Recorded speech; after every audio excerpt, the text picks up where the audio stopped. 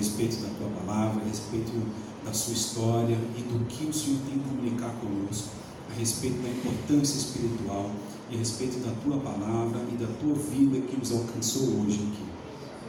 Conduz esse momento e traga, Senhor, o teu Espírito Santo, Pai, sobre a vida do Rodrigo. Em nome de Jesus. Amém. Meus queridos, bom dia a todos. Bom dia. Eu vinha para cá pelo caminho e vi muitas pessoas com raminhos nas mãos, carregando para os cultos, para as igrejas, para as missas. E hoje é um dia bastante sugestivo, diga-se de passagem, não é um dia escolhido aqui aleatoriamente.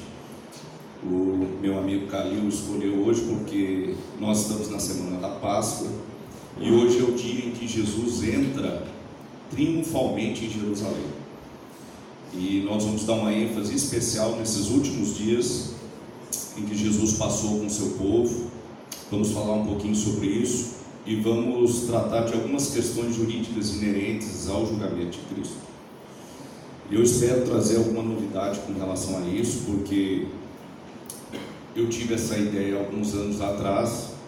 Eu sou professor de Direito Romano, sou professor de História do Direito, tenho algumas obras nesse sentido e eu queria me aprofundar nesse estudo. E eu acho que nesses anos todos eu acabei fazendo isso e pude comunicar a outros operadores do direito algumas questões interessantes sobre essa questão. Então vamos lá, eu queria convidar todos vocês a abrir Zacarias 9, versículo 9, ou está aqui na tela também, né?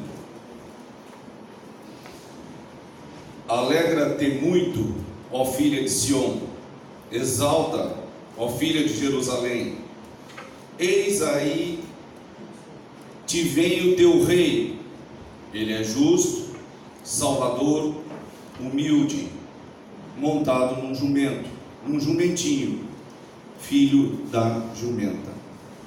Nós temos aqui uma interessante profecia sobre a vinda do Messias sobre Jerusalém. Eu fico absolutamente impressionado com ela. Todas as vezes que eu leio, não obstante a outras, o Calil leu uma outra aqui também muito importante, mas aqui nós temos o retrato de uma visão que Deus entregou a um homem especial chamado Zacarias, muitos séculos antes disso tudo acontecer. Muito se perguntava sobre a identidade do Messias.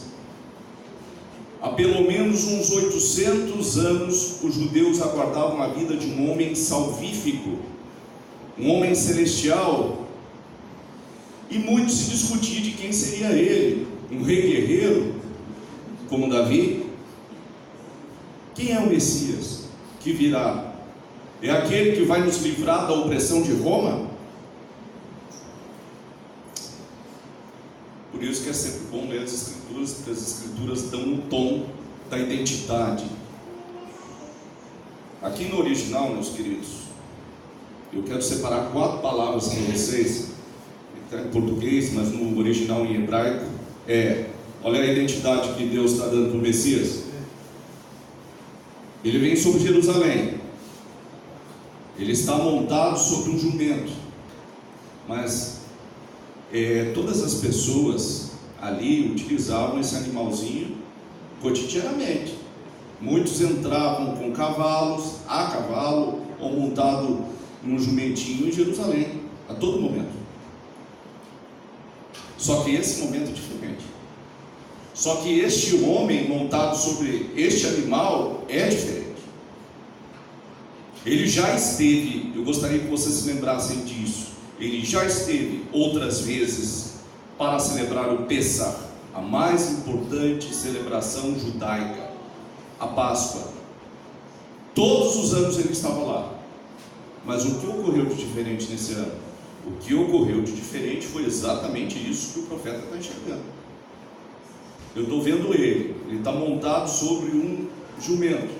Ele é Melech, rei. Olha lá. Ele é, além de Melech, Tzadek, justo. Características do Messias. Ele é Mashiach, ou seja, ele é Salvador. E ele é Ebion, pobre, humilde. Quaisquer outras características do Messias não cabem se não forem essas aqui. Ele não é um rei portentoso, de glória, que vem carregado de ouro. Ele é Ebion. Ele não traz a justiça que os homens estão acostumados. Ele traz uma justiça dos céus, diferente dos conceitos terrenos. Ele não traz a salvação contra um exército, contra um poder temporal como Roma. Ele traz a salvação eterna. Ele nos livra de nós mesmos, dos nossos pecados. É este o Mashiach que o povo deveria esperar. E temos um detalhe jurídico muito interessante que nós precisamos considerar aqui. Ele entra com uma multidão, e os evangelistas dizem que adiante dele no caminho uma multidão, preste atenção nessa palavra, querido, porque ela é chave, já o anunciava. E esta multidão dizia lá em Jerusalém que ele havia ressuscitado Lázaro. Aí eu pergunto se essa informação a quem não andava com Cristo incomodava. Nesse dia que antecede aí a nossa semana, o ponto culminante é sexta-feira, eu queria que vocês pensassem sobre isso. A elite aristocrática do Sanhedrim, os saduceus se incomodavam com isso. Jesus não era um saduceu. Eles comandavam todas as coisas dentro do templo. Eles recebiam o dízimo, e até aí tudo bem, e empregavam mal o dízimo. Eles viviam na opulência. Jesus olhava para eles e dizia: vocês são como sepulcros enfeitados, caiado é enfeitado. Vocês são bonitos por fora, mas vocês são podres por dentro, porque tem morte dentro de vocês. Vocês pararam para pensar o quão forte é essa mensagem? A relação de Jesus com eles não era boa, mas Jesus chegava a Jerusalém a cada ano e entrava no templo e pregava no templo. Ou seja, a mensagem de Cristo não podia ser contida, nem mesmo pelos saduceus. E ao derredor do templo, para complicar mais a vida deles, Jesus curava os enfermos de toda sorte de doenças. Jesus conversava com o povo, e o povo judeu o amava. É bem assim, é exatamente isso que eu quero dizer. Quando nós vamos buscar os responsáveis pela morte de Cristo, nós temos que dar nome às categorias de pessoas implicadas do ponto de vista legal. Jerusalém se exultou e recebeu Jesus como Messias. Olha os detalhes. A multidão o anunciou, e ele entrou com uma multidão. As pessoas jogaram vestes para que o animalzinho sobre o qual ele estava montado pisassem as vestes. Vocês entendem o significado dessa atitude? Significa dizer: você que entra aqui é rei. Mas eu ainda tenho dúvidas. As pessoas cortam a palma, são os ramos, uma planta baixa lá em Israel, muito comum, e ovacionam a sua chegada, e se rendem a ele, fazem assim com ela, quando ele passa. Ora, mas não era assim que o povo de Israel recebia o rei Davi, quando o rei Davi entrava vitorioso das suas batalhas? Querido, Jerusalém está chamando Jesus de Melech, rei, conforme viu Zacarias. Mas eu ainda tenho dúvidas. Alguém diz aqui no Evangelho de Mateus: bem-vindo, Hosana, Hanabi, o profeta. Os saduceus suportam Jesus ser chamado de profeta, mas de repente alguém exclama: Ben Davi. Você só pode ser chamado de Ben Davi se o teu pai se chama Davi. Não é o caso. Quando estão chamando Jesus de Ben-Davi, estão chamando Jesus de Messias. O Messias que nós aguardamos. Os outros evangelhos complementam. Jesus é chamado de Melech pelo povo, rei. E João coloca a cereja. Melech Israel, rei de Israel. Jesus foi aclamado como rei quando entrou em Jerusalém, e isso incomodou profundamente os saduceus. E ele entra no templo, e no templo as criancinhas gritam Ben-Davi. E quando as criancinhas gritam, os saduceus não suportam. Dentro do templo, o Senhor vê, eles te chamam disso.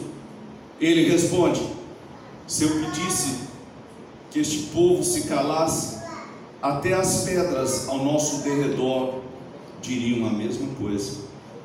E vocês não ouviram falar que é da boca dos pequeninos, daqueles que são amamentados, é que se extrai o louvor perfeito? Queridos, foi uma chegada diferente em Jerusalém. Não era uma chegada como a de outros anos. E se essa multidão o aclamou e o recebeu tão bem, eu pergunto: o que aconteceu de errado? E eu estou botando errado entre aspas, porque tudo está dentro do plano de Deus, nós sabemos isso. O que aconteceu que levou à prisão de Cristo? Vamos tratar juridicamente dessa questão. Ele subiu e pregou no templo todos esses dias, mas eu acredito que no cair da tarde, quando ele expulsa os vendilhões do templo, nós temos exatamente aí a razão da sua prisão. Eu queria que vocês tentassem imaginar a cena: um monte de banquinhas vendendo animais para serem sacrificados. Pombinhas, para quem não tinha dinheiro, custavam um dracma, mas na época da Páscoa passou a custar 12 dracmas. Olha que inflação. E o cordeirinho imaculado custava em torno de 18 a 20 dracmas e estava custando 70, 80. Olha que exploração. Vou trocar a palavra. Exploração do quê? Da fé. Incomodou a Cristo isso? Profundamente. Tanto que ele colocou abaixo todas aquelas banquinhas. Imagine a cena: libertou os animais, e todo mundo que o via e observou aquele comportamento se espantou.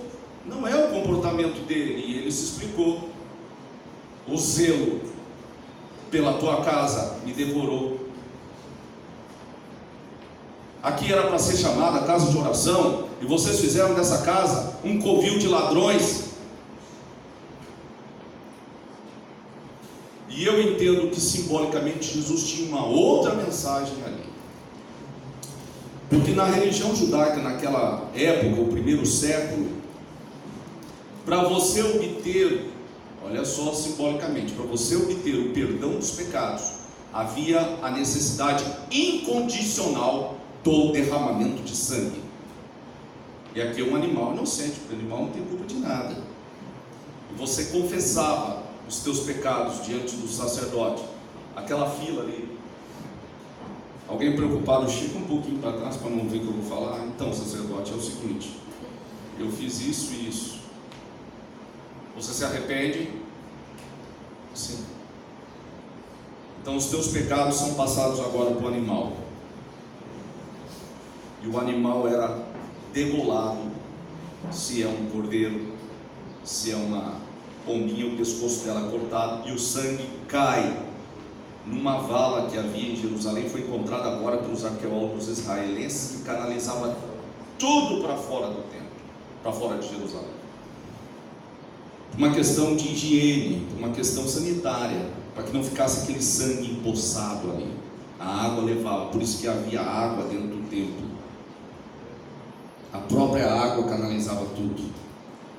E eu pergunto para você que juntou seu dinheirinho e foi a Jerusalém: pobrezinho, sem lugar para ficar. Chega lá, o preço do animal está alto, e eu pergunto: como é que você vai obter perdão dos seus pecados?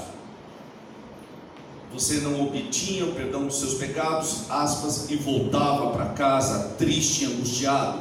Deus não me perdoou. A chance que eu tenho de obter o perdão é agora, no Pêssar. Eu não tive condições financeiras de comprar o sacrifício. Simbolicamente, meus queridos, Jesus está dizendo: não vai ser necessário mais isso. Eu vou ser o sacrifício. Eu vou ser o cordeiro que vai ser imolado por vocês mesmos. Vocês mesmos vão me entregar num lugar bem alto, conforme diz a lei que deve ser, e lá eu vou ser sacrificado por vocês. Só que vai ser um sacrifício eterno. Por isso que a gente faz essas coisas na celebração da ceia e tem que entender essa simbologia. Semana passada eu falei que Cristo é o pão, o Levan, que desceu do Shamaim, dos céus, e se despedaçou por nós. Não é o sangue de qualquer animal, o sangue de Jesus que nos purifica para sempre, do Messias.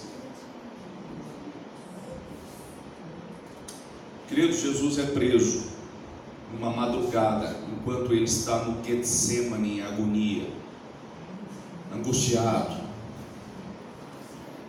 Pede para os discípulos orarem e eles caem no sono. Ele volta e grita em aramaico: Salah, orem. Eles estão entorpecidos de sono.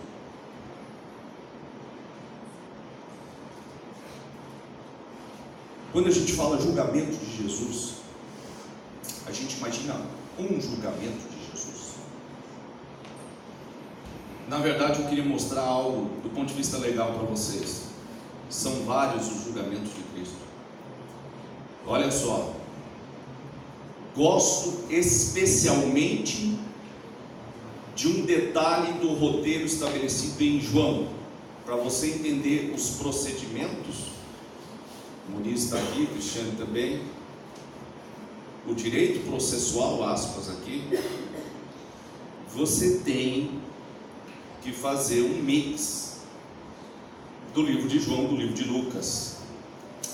O livro de João traz um detalhe muito curioso e importante. Jesus, primeiramente, é levado à casa de Anás. Anás é sogro de Caifás. Yosef Caifás é o sumo sacerdote. E os arqueólogos israelenses encontraram a casa dele recentemente, gente. E o ossuário dele e a casa dele em Jerusalém era absolutamente suntuosa.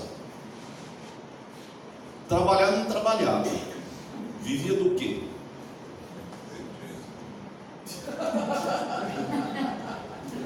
Vocês têm a resposta do que ele vivia? Entenderam a palavra de Jesus para eles? São seus? Queridos, nessa época, nós tínhamos como parte da Halaká. O que é Halaká? Lei oral judaica.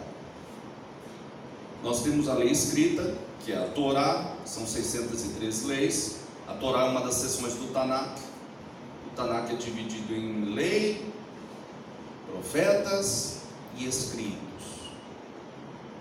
Torá, Nebiim e Ketubim. Além do Mishpat, ou seja, a lei escrita, nós temos a Halaká, a lei oral. Jesus está cumprindo a Halaká? Parece que está. Chegou antes em Jerusalém. Parece que está cumprindo a Halaká também, a lei oral. E nós temos nessa condição uma lei da Halaká que diz que todo julgamento deve ser realizado às terças e quintas, e essa informação não está no Novo Testamento. E é realizado num lugar dentro do templo chamado Câmara das Pedras Talhadas. Jesus foi levado para a casa de Anás. Olha o roteiro, João. Agora vamos para Lucas. Depois ele é levado para Caifás. E Caifás parece que abriu parece que abriu o Sanhedrim de madrugada e interrogou Jesus lá. Seria um interrogatório. Queriam os saduceus dar feição de julgamento àquela situação? Não sabemos. Foi tudo feito às pressas de madrugada. E por que foi feito às pressas? Porque os comerciantes que se viram lesados pela ação enérgica de Jesus, que eram sócios dos saduceus, porque só se vende alguma coisa dentro da igreja com autorização, ou do templo, não era igreja, era o templo. Foram buscar os saduceus também se viram lesados, juntaram as famílias e todo mundo ficou de madrugada lá, olhando Cristo diante do Sanhedrim, e logo ele vai ser conduzido a Pilatos. E no Sanhedrim nós temos um momento chave. O sumo sacerdote José Caifás, acabei de contar para vocês que o ossuário dele foi encontrado. Não sei se ressuscitou, me permita a brincadeira, ou se vai ressuscitar, para não entrar numa questão teológica, mas foi encontrado. O túmulo de Cristo está vazio. Ele olha para Jesus e faz uma pergunta, e as respostas nos evangelhos são assim: tu dizes. Mas num dos evangelhos era crucial. Qual é a pergunta? Atá, tu, Bar, filho, Elof, de Deus, Rahai, o que está vivo, o que vive, és tu filho do Deus vivo? Num dos evangelhos Jesus responde: Anahô, eu sou. E complementa: e tu verás o Filho do Homem, ou seja, o Messias, vindo dos céus, do Chamai, com poder, autoridade e glória. O sumo sacerdote se lança no chão, rasga as vestes. Por que o senhor acredita que é essa a resposta e não tu o dizes? Porque a resposta tem que incomodar. Porque se eu estou interrogando a Jesus, eu digo: essa resposta que tu me destes é evasiva. Eu vou perguntar mais uma vez: tu és ou não é o Filho do Deus vivo? A resposta de Jesus é bombástica. E alguém se levanta, dá um soco em Jesus e diz assim: é assim que tu respondes ao sumo sacerdote? Ou seja, a resposta de Jesus incomodou. Alguém se levanta e diz assim: e nós precisamos de alguma outra prova? Se ele, o réu, com a própria boca confessa? É essa a resposta que Cristo deu. Segundo a lei judaica, a lei hebraica, à época, Jesus teria sido considerado blasfemo e como tal teria que ser condenado à morte por lapidação, que é o apedrejamento. Mas não fizeram isso. Aí eu vou perguntar novamente: por que o Sanhedrim, composto por 71 membros, não pronunciou uma sentença definitiva sobre Jesus? Porque tinha medo da multidão se levantar contra eles. Jesus era mais adorado, mais amado do que você imagina. Quem condenou Jesus foi a elite aristocrática, e a elite é minoritária. Eles são ali a cabecinha da pirâmide, a pontinha. O povo aclamou Jesus como Messias. Os saduceus levam de madrugada Jesus para Pilatos. Pilatos acorda. Pilatos acorda incomodado. Quem era Pilatos? Pilatos assumiu a Judéia, Antioquia, a Síria e outras regiões. Ele era o responsável pela segurança daqueles locais. Ele era o procurador de Roma lá. Ele tinha total poder e autoridade. Que informações nós temos de Pilatos, fora estas que nos trazem os evangelhos? Nós temos uma informação importante de Flávio Joséfos. Ele descobriu que os judeus entregavam o dízimo, e ele foi aos saduceus e pediu: entrega o dízimo para mim, eu vou administrar o dízimo, eu vou construir pontes, eu vou construir aquedutos, eu vou colocar esse dinheiro a serviço da população. Eu vou fazer obras. Eu vou construir estrutura básica para Jerusalém. Os saduceus disseram: não, esse dinheiro é consagrado a Deus. E ele matou muitos desses homens a pauladas em praça pública. Uma outra informação curiosa aqui nos evangelhos, bastante importante também, eu acho, para nos falar sobre a identidade de Pôncio Pilatos. Para você que acha que ele é muito bonzinho, porque lavou as mãos, ele matou 18 galileus. Como os galileus eram da terra de Jesus, as pessoas foram perguntar a Jesus sobre o ocorrido, qual a opinião dele. E aí tínhamos uma informação lá: ele não só matou os galileus, ele coletou o sangue dos galileus que ele matou e ofereceu em sacrifício aos deuses. Esse é Pôncio Pilatos. E ele está agora diante de Cristo, e os saduceus dizem: olha aqui, ele diz que é Melech, rei nosso, dos Yehudim. Ele diz que é o Mashiach. Você, na condição de Pôncio Pilatos, entende o que com relação a essa mensagem? Bom, eu estou acordando de madrugada aqui, minha mulher disse para não fazer nada contra ele, porque ela sonhou que este homem é justo. E eu tenho a seguinte situação na minha frente agora: Pilatos é um homem pagão, gente, crê em vários deuses. Essa história de Messias para ele não interessa. Isso é uma coisa da religião judaica. Ah, vocês acreditam que vem um homem salvar vocês? Vocês só tem um Deus, né? É porque nós romanos temos um monte. Aí este Deus, deixa eu ver se eu entendi, eu até estudei um pouco antes de vir para cá. Ele vai mandar um homem dos céus. Vocês acham que esse homem aí não é ele? Ah, então tá bom, não me interessa. Julguem-no de acordo com a sua própria lei. Entenderam a expressão?